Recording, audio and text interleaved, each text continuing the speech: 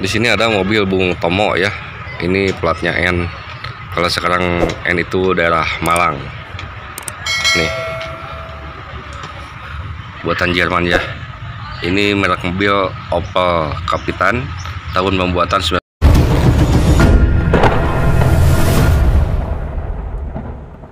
Assalamualaikum warahmatullahi wabarakatuh, sahabat Lendra Channel. Kembali saya menyuguhkan konten jalan-jalan atau travel vlog. Kali ini saya berada di kota Surabaya ya, yang merupakan kota pahlawan. Di belakang saya ini ada Tugu Monumen Perjuangan rakyat Indonesia ya, semasa peperangan melawan Belanda. Nah, saya akan masuk ke dalam. Seperti apakah monumen ini ya? Kita akan lihat selengkapnya. Depan saya ini ada patung Pak Soekarno dan Bung Hatta ya. Di sini merupakan Presiden dan Wakil Presiden Republik Indonesia yang pertama, atau tokoh proklamasi bangsa Indonesia. Sebelum masuk, kita sudah disuguhkan dengan beberapa gambar. Ini terbuat dari kuningan ya, atau tembok ya, yang menggambarkan perjuangan zaman kerajaan ini melawan penjajah dulu ya. Nah, untuk mengungkap rasa penasaran, ternyata di sini sudah ada. Ini asal-usul kota Surabaya. Peristiwa pengusiran tentara Tartar dari Hujung Galuh, yang digambarkan dengan ini, patung-patung ini ya. Bukan patung ini, apa sih namanya ya? Silahkan yang tahu komentar. Oke, saya akan bacakan. Berawal pada tahun 1292, Kaisar Kubilai Khan mengutus tentara Tartar untuk menguasai kerajaan Singosari yang sudah dikuasai Raja Jayakutwang atau Raja Kediri. Pada akhirnya tentara Tartar berhasil dikalahkan dan diusir oleh pasukan Raden Wijaya pada tanggal 31 Mei 1293. Nah, ini ya. Lanjut, perkembangan Hujung Galuh. Setelah tentara Tartar meninggalkan Hujung Galuh, Raden Wijaya mendirikan kerajaan Majapahit yang pada masa jayanya beribu kota di kawasan Truwolan, Mojokerto. Sedangkan Hujung Galuh berkembang sebagai salah satu pusat perdagangan di Jawa. Lanjut, kedatangan Belanda di Surabaya. Masuknya bangsa Belanda ke Surabaya berawal dari perkembangan Verenigd de Oostindische Compagnie atau VOC di Nusantara. Maaf ya bacanya belepotan, saya kurang paham bahasa Inggris. Atau kongsi dagang ini mendirikan kantor perdagangan di Surabaya pada tahun 1617. Nah, inilah gambar-gambarnya ya. Oke, lanjut. Di sini ada bacaan Kebangkitan Nasional. Rapat Raksasa Sarekat Islam. Sarekat Islam disingkat dengan SI, diketuai oleh Hos Cokro Aminoto. Pada mulanya organisasi pergerakan ini bernama Sarekat Dagang Islam. Kongres pertama Sarekat Islam di Kebun Binatang Surabaya tahun 1913 yang dihadiri oleh puluhan ribu pendukung. Paguyuban Sinoman. Sinoman adalah bentuk kegotong royongan sosial. Tujuannya adalah membina dan meningkatkan kerukunan masyarakat. Semboyan Sinoman yang terkenal adalah Rukun Agawe Santoso, yang berarti rukun menumbuhkan kesentosaan. Lanjut, pergerakan kebangkitan nasional. Berbagai pergerakan kebangkitan nasional ditandai dengan banyaknya perlawanan terhadap pemerintah kolonial Belanda melalui bermacam-macam bidang. Salah satunya adalah peran W.R. Supratman dalam menciptakan lagu-lagu kebangsaan untuk membangkitkan semangat para pemuda pejuang.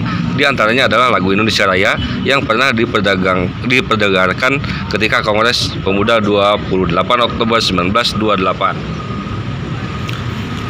Aksi-aksi melawan kolonial Belanda. Pemogokan buruh-buruh. Pada masa Hindia Belanda, kaum buruh atau pekerja membentuk perserikatan buruh untuk memperjuangkan kepentingan mereka. Kelompok tersebut sering melakukan aksi-aksi pemogokan sebagai bentuk protes terhadap kebijakan kolonial Belanda. Peristiwa pemberontakan kapal The Seven Provinciën puncaknya pada tahun 1933. Terjadi pemberontakan awak kapal The Seven Provinciën, kapal perang milik Belanda yang diawaknya terdiri dari bangsa Belanda dan bangsa Indonesia. Awak kapal yang berkebangsaan Indonesia mengambil alih kapal tersebut sebagai aksi protes terhadap kebijakan pemerintah kolonial Belanda yang diskriminatif terhadap awak kapal pribumi, diantaranya melakukan pemecatan dan pengurangan pegawai serta pemotongan gaji pegawai. Dampak pemberontakan awak kapal di Zeven Provinsen. Setelah terjadi pemberontakan awak kapal di Zeven Provinsen, pemerintah kolonial Belanda akhirnya menerapkan kebijakan yang lebih tegas terhadap pergerakan nasional. Inilah gambarannya seperti ini ya, dilukiskan di tembok ini. Masa pendudukan Jepang. Kerja paksa pada masa penjajahan Jepang. Pada masa pendudukan Jepang, bangsa Indonesia dipaksa melakukan pekerjaan kasar seperti membangun benteng-benteng pertahanan dan gudang-gudang bawah tanah, saluran irigasi dan jalan raya. Para pekerjanya dikenal dengan nama Romusa.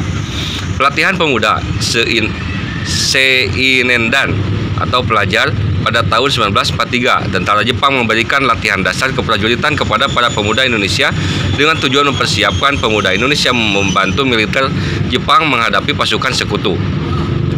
Penyetoran barang berharga pangan kepada Jepang. Jepang mengeluarkan kebijakan ekonomi yang memaksa rakyat Indonesia, rakyat di wilayah kolonialnya, untuk menyetorkan hasil panen dan kekayaannya guna menunjang kepentingan Jepang. Peranan Cak Durasim dalam kidungannya. Dari kalangan seniman muncullah sosok Cak Durasim yang berjuang melalui kidungannya yang berisi tentang sindiran terhadap pemerintah Jepang.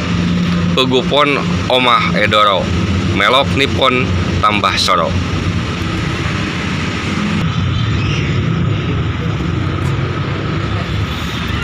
Proklamasi di Surabaya. Proklamasi di Karesidenan Surabaya.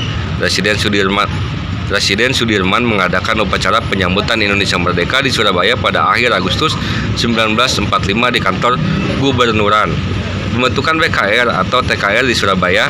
Setelah proklamasi kemerdekaan di Indonesia, pemerintah daerah Surabaya membentuk badan pertahanan seperti BKR, Badan Keamanan Rakyat, pada tanggal 2 September 1945. Dan sejak 5 Oktober 1945, BKR dikukuhkan menjadi Tentara Keamanan Rakyat atau TKR. Rapat raksasa di Tambak Sari. Nasionalisme rakyat Surabaya semakin kuat setelah berkibarnya bendera merah putih di kantor Gubernuran, disusul dengan peristiwa perobekan bendera Belanda di Hotel Yamato. Kemudian diselenggarakan rapat umum, rapat besar di Tambak Sari yang menyadarkan pemuda Indonesia akan arti kemerdekaan, persatuan, dan perlunya mempertahankan kemerdekaan. Pembentukan Organisasi Pemuda Pejuang. Organisasi Pemuda Pejuang ini adalah Pemuda Republik Indonesia atau PRI yang bermarkas di Simpang Klab Balai Pemuda. PRI dibentuk tanggal 23 September 1945 di Surabaya. Pemuda-pemuda merebut gedung-gedung vital. Peristiwa pengambil alihan gedung-gedung vital oleh pemuda Surabaya yang dikuasai oleh Jepang. Gedung-gedung tersebut antara lain kantor Linde Teves, gudang senjata Don Bosco, rumah sakit Karangmenjangan, gedung Kompetai, dan lain-lain. Sahabat Lencana, saya akan masuk saja karena membacakan sejarah tadi takutnya jenuh juga ya, dan sudah ada juga di buku-buku sekolah ya. Nah, ini adalah Bapak Proklamator kita, Soekarno dan Hatta ya di sini ya. Di sini tertulis pahlawan sejati tidak minta apa ya ini. Bacaannya saya enggak itu ya.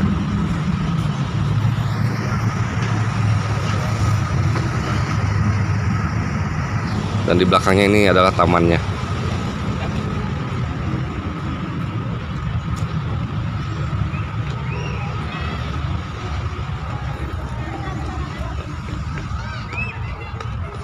Ini tamannya. Kalau nggak salah di sini ada mobil tua ya. Oh, tua ada. Saya akan ke sana ya. Di sini ada mobil Bung Tomo ya. Ini platnya N. Kalau sekarang N itu daerah Malang. Nih, buatan Jerman ya. Ini merek mobil Opel Kapitan, tahun pembuatan 1956. Nomor mesin K25L55 strip 23585K, buatan Jerman. Tuh kan betul buatan Jerman nih. Saya kurang tahu apakah ini replika atau memang asli pernah digunakan oleh Bung Tomo. Keren juga ya. Dan di situ ada museum 10 November ya, tetapi di situ antri ya. Saya kalau antri seperti itu kadang-kadang suka alergi. Jadi gak tahu ya, gak tahu masuk atau tidak. Inilah sosok Bung Tomo ya, patungnya seperti ini di hadapan saya. Bung Tomo atau dengan nama asli Sutomo ya. Beliau merupakan penerus BPRI, Barisan Pemberontak Rakyat Indonesia, yang kemudian mendirikan sebuah radio pemberontakan di Jalan Mawar, Surabaya. Beliau adalah tokoh menonjol dalam pertempuran Surabaya melalui pidatonya yang berkobar-kobar memberikan semangat kepada arek-arek Surabaya. Seperti ini guys. Nah, ini di depan saya adalah Dul Arnowo ya, patungnya. Nah, ini Dul Arnowo adalah ketua KNI atau Komite Nasional Indonesia untuk Surabaya, yang kemudian pada tahun 1950 beliau menjabat sebagai wali kota Surabaya.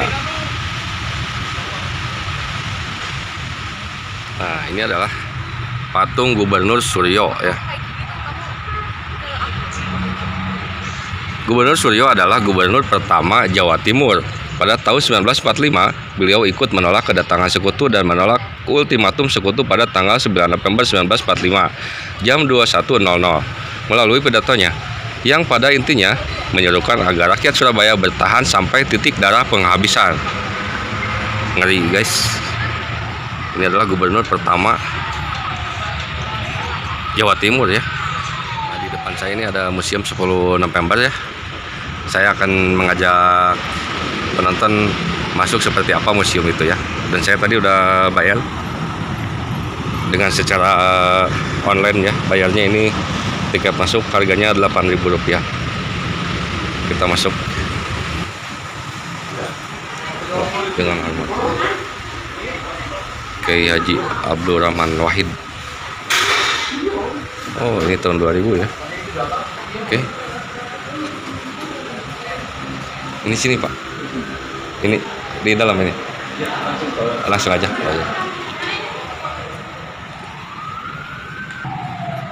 Oh, ternyata turun ya.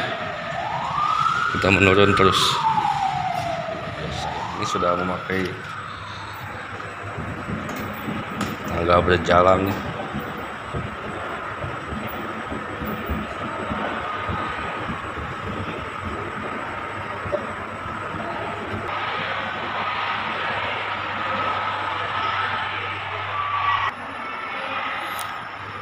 Insinyur Soekarno peletakan batu pertama, tanda dimulainya pembangunan Monumen Tugu Pahlawan pada tanggal 10 November 1951. Kembang Jepun, Surabaya. Lanjut, Jalan Kembang Jepun tahun 1910 ya. Ini jalan karet. Oh, ya ini kalau di itu sudah ada ya di Google sudah ada nih. Oke, kita lihat aja ke dalam ada apa saja di sana. Oh, ini apa ya, nama-nama tokoh atau pelaku dalam perjuangan kemerdekaan pada tahun 1945 di Surabaya.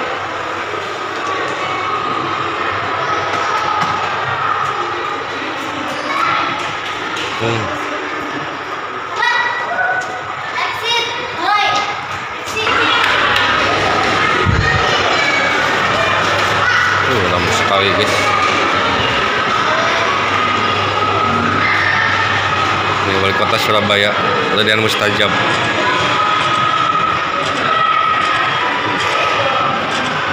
Oh, ini.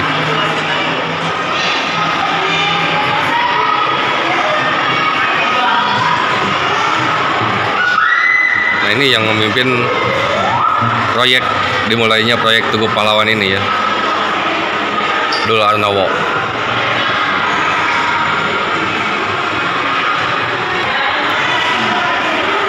Lanjut, ini Rumah Sakit Simpang atau yang lebih dikenal dengan sebagai Central Burger Lake Ziekenhuis adalah bangunan rumah sakit untuk kaum pribumi Surabaya, khususnya yang merawat korban pertempuran 10 November di Surabaya. Pada saat itu hampir seluruh korban pertempuran 10 November 1945 memenuhi setiap inci rumah sakit. Tetapi hal tersebut tidak menghentikan para dokter untuk membantu para korban.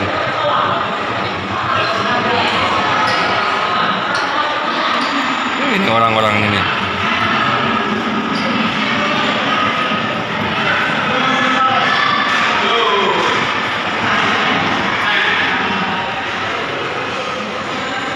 Bangun di Projo, pakaian dinas Jenderal Mayor.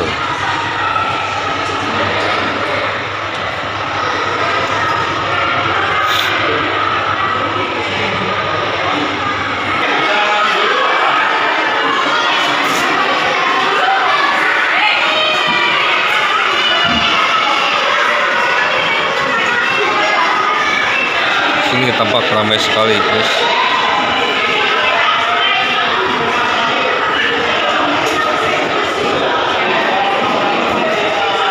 Nih.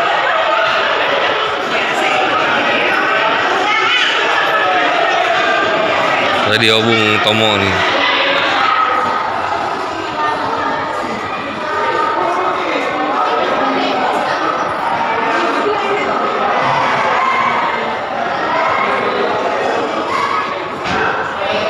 Ini ada senjata ya.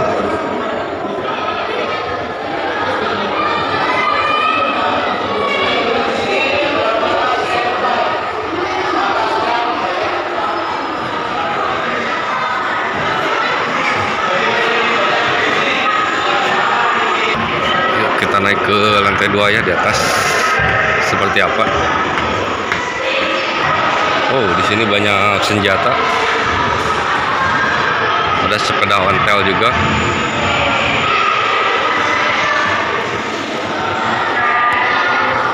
Keris Kanuragan.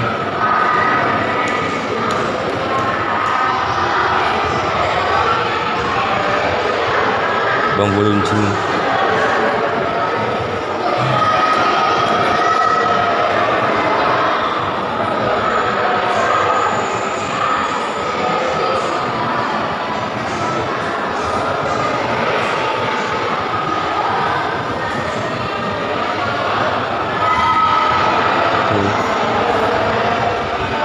Banyak sekali senjatanya, guys. Ini helm nih, topi penil nih.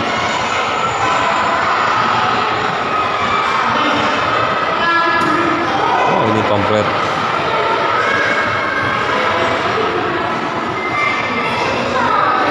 Ini ya.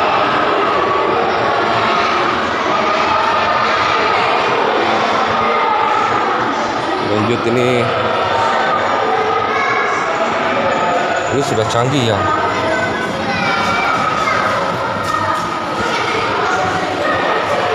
Senjatanya sudah canggih ini, guys.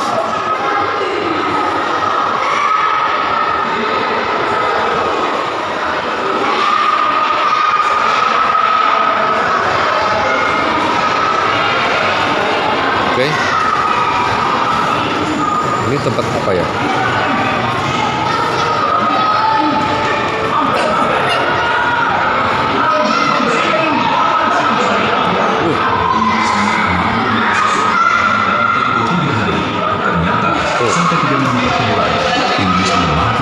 Surabaya. Pasukan Inggris justru semakin kewalahan menghadapi pejuang Indonesia. Ribuan sarjana Inggris tewas.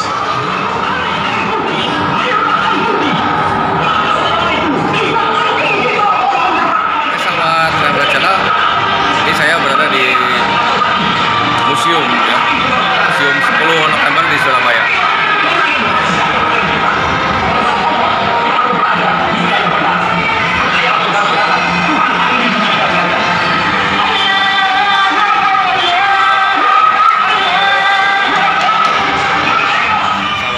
Lembra Channel, itulah perjalanan saya hari ini ya, traveling vlog sejarah ya. Mungkin ini sangat informatif dan sangat bermanfaat.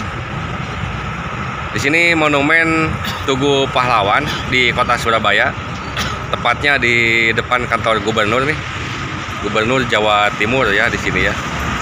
Nih. Oke, mungkin video pertama dicukupkan di sini dulu ya. Saya sudah mungkin 1 bulan tidak bikin konten perjalanan saya kali ini di Surabaya, dan mudah-mudahan menyuguhkan informasi yang sangat bermanfaat ya. Lumayan panas. Oh ya, tiket masuk kendaraan mobil ya, saya 10.000 untuk jam pertama. Nah, mungkin motor berbeda ya, bisa kurang. Terus tiket masuk ke museum tadi 8.000 dengan daftar online ya, online 8.000 tadi. Nih. Oke, saya segera akan meninggalkan Tugu Monumen Pahlawan ini ya. Akan lihat lagi ke tempat lain. Ikuti terus ya pokoknya ya. Ikuti terus perjalanan Lendra Channel. Jangan lupa di like, di subscribe ya. Silahkan tinggalkan komentar. Banyak juga tentara kesini guys. Oke, sampai jumpa di video selanjutnya. Hatur nuhun. Wassalamualaikum warahmatullahi wabarakatuh.